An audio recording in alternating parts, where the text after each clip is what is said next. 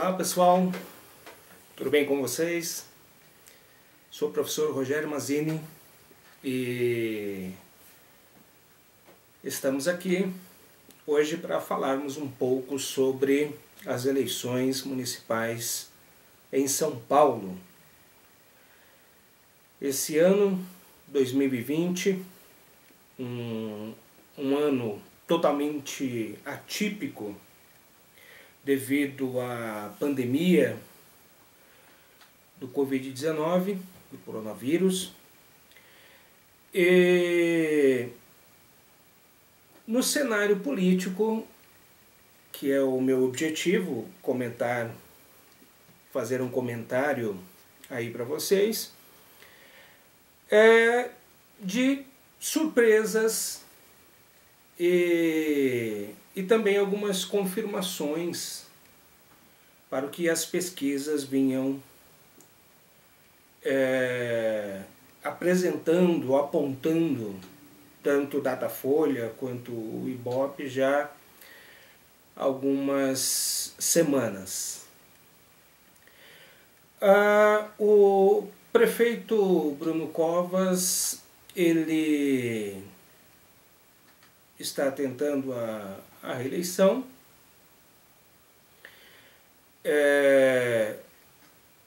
Na verdade, ele está há 2 anos e meio como prefeito. Ele era vice do governador Dória, que deixou a prefeitura para disputar o governo do estado de São Paulo, e em um partido forte, que é o PSDB. E no cenário político, é surpresa não existir um PT que sempre encabeçou os partidos de esquerda forte nessa eleição em São Paulo. O Tato ficou lá atrás nas pesquisas e a contagem de votos no Tribunal Superior Eleitoral continua e ele está lá atrás. Isso ocorreu em várias outras cidades importantes no Brasil. Então, percebe-se um PT bastante desgastado, e os grandes nomes do PT, eles foram se enfraquecendo no que eu digo força política, no sentido de ter a população a seu favor. O apoio do presidente Lula nas campanhas do Tato era para explodir, né? O ex-presidente Lula sempre teve uma influência muito grande política, e também a questão da biografia dele, da história, né? Mas, mesmo com o apoio dele, o candidato do PT não decolou, porque até a figura do Lula também já está bastante desgastada em função de ele ter sido preso, né? E recursos no Supremo Tribunal, e então tudo isso é desgastante para o político, né? E aparece um PSOL que sempre esteve lá atrás, né, em pesquisas, e é um partido pequeno em comparação aos grandes e tradicionais que sempre estiveram à frente e que sempre estiveram no governo. Agora aparece o Boulos pelo menos até agora, está garantidíssimo no segundo turno contra o Bruno Covas. Então, Guilherme Boulos no segundo turno com o Bruno Covas. Aqueles que estão insatisfeitos com o Bruno Covas ou cansados do PSDB em São Paulo, procuraram uma outra alternativa. A surpresa foi o Márcio França não estar forte o suficiente para já estar garantido no segundo turno,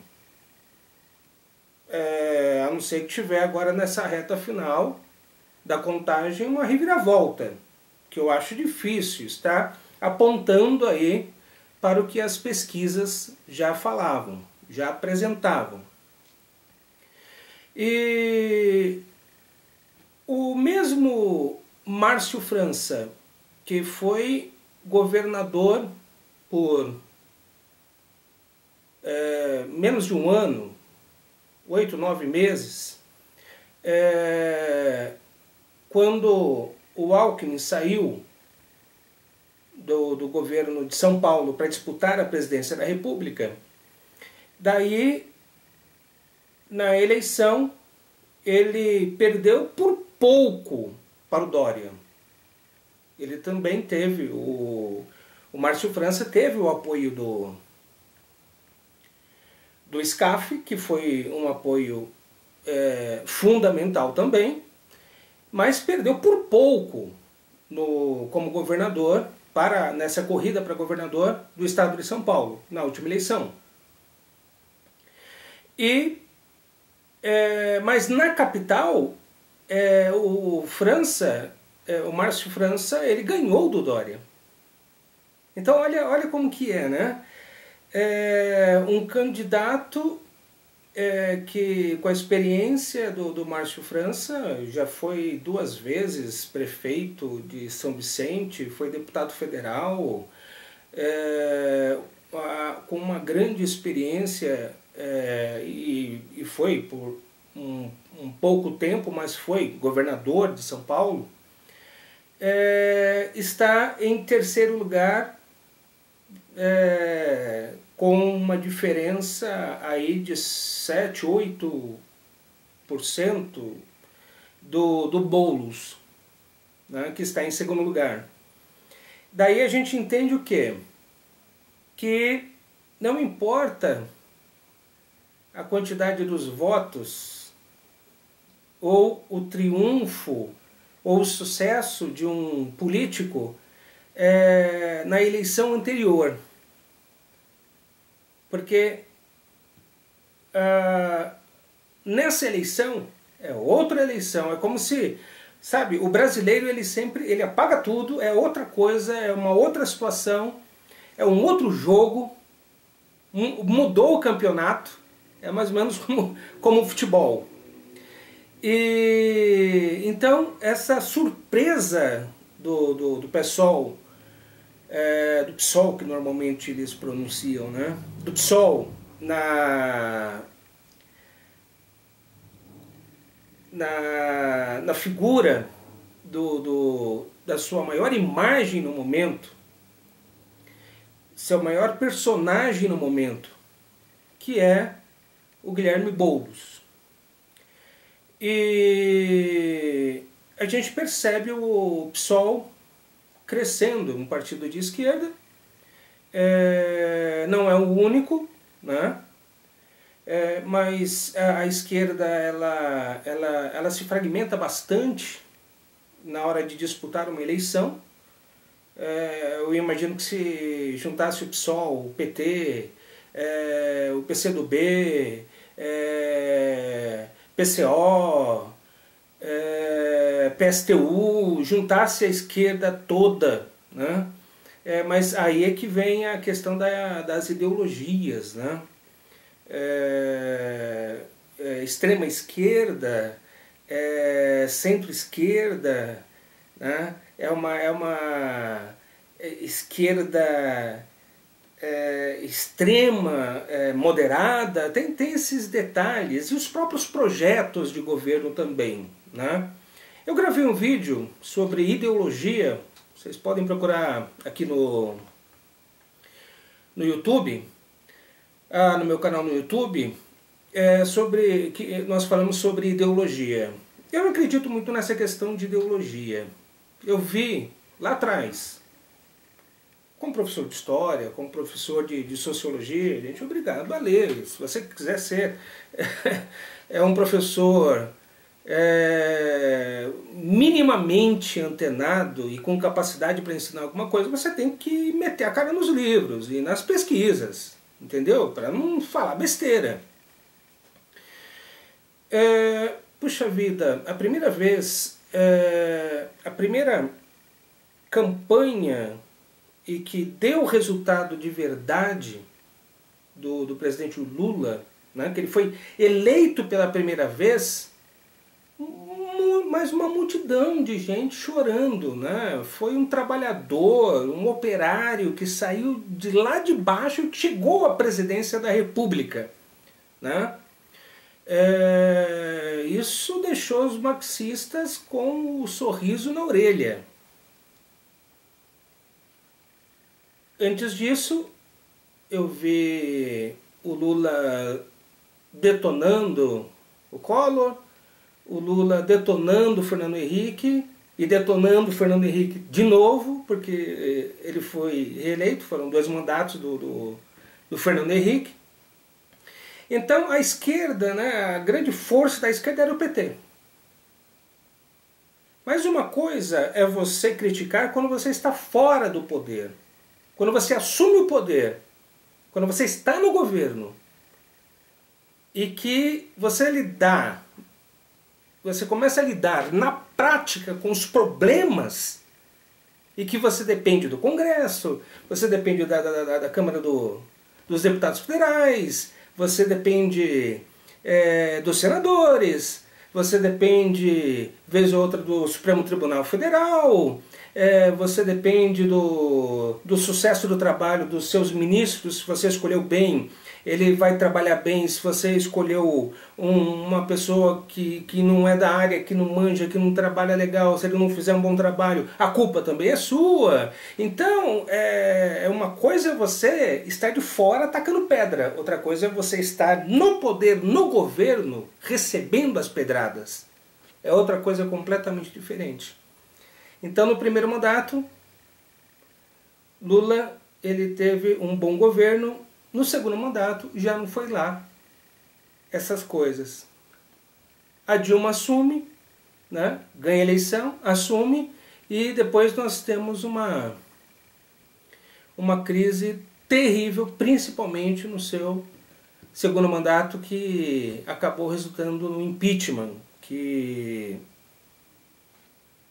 eu não estou falando como alguém da política, eu estou falando como professor de história e sociologia. Não vejo motivos para o impeachment da Dilma.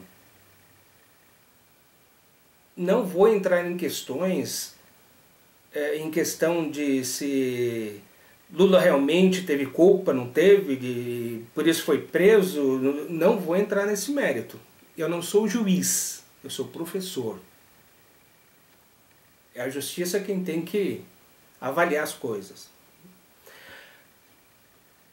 Daí a gente percebe, né? O presidente Lula, no poder, ele teve que fazer alianças políticas. Uma imagem estampada no jornal que nunca mais esqueci foi o Lula apertando a mão de Maluf, porque Maluf também estaria apoiando o Fernando Haddad como candidato à prefeitura de São Paulo. Vocês se lembram dessa foto? Se lembram? Pois é. Foi para a história, né? É por isso que eu estou ensinando história nesse momento. Foi para a história. Quem diria, nossa, ninguém podia imaginar que isso iria ocorrer. Ninguém iria imaginar que Dilma do PT faria chapa com Temer do PMDB, que agora tiraram o P, só tem MDB, porque ficou desgastado o partido, né?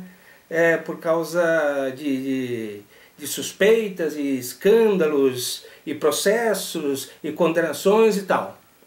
Como se só tirando o P do nome do partido fosse funcionar, fosse resolver de fato e mudar completamente a realidade da história. Então a gente percebe, né, o jogo político, né, como ele não é fácil. Democracia não é fácil, gente. Democracia não é fácil. Getúlio Vargas que o diga. De 1930 a 1945. 15 anos de Getúlio no poder. A Era Vargas é o que nós, professores de história, ensinamos em sala de aula, né? A Era Vargas. Mas quando ele voltou já nos braços do povo, através da democracia, daí ele viu que democracia não é fácil. Não era como nos 15 anos que ele fez e desfez como ele queria. Até a última fase do governo dele foi uma ditadura. Ele não tinha conversa. Ele atropelava os opositores. Ele foi populista? Sim, foi inteligente. Né? Quando alguém que não é aberto a questão da democracia, da liberdade de outros partidos, de ideias contrárias, né? Ele preferiu também ser populista. E ele era populista e ele realmente foi para os braços do povo. Eu não estou aqui criticando o ex-presidente Getúlio Vargas. Eu estou falando que uma coisa é quando ele era um presidente ditador, principalmente na última etapa do seu governo. E outra coisa era quando ele estava já na democracia. Ele teve que lidar com a oposição política, econômica, as críticas, as pedradas, denúncias, também, que ocorre muito, calúnias, né? E foi uma pressão que ele não suportou e, infelizmente, a figura política mais fantástica do século XX certamente foi Getúlio Vargas, que acabou cometendo suicídio. Então, uma coisa é quando você não está no poder, debaixo de uma liberdade maior, democraticamente falando, né? Outra coisa é quando você tem que lidar com a democracia. Existem as alianças políticas, não é crime, político nenhum fazer, governador nenhum, prefeito nenhum, presidente da república, político nenhum, governo nenhum, não é crime, tá? Fazer alianças políticas, tudo que for de ajuda, tudo que for de união para melhorar, é válido, né? Mas uma coisa é quando você está fora do poder, outra coisa é quando você está no poder. Foi o que aconteceu com o PT. PT sempre oposição, não estava no governo, mas o dia que entrou no governo, viu tanto poder nas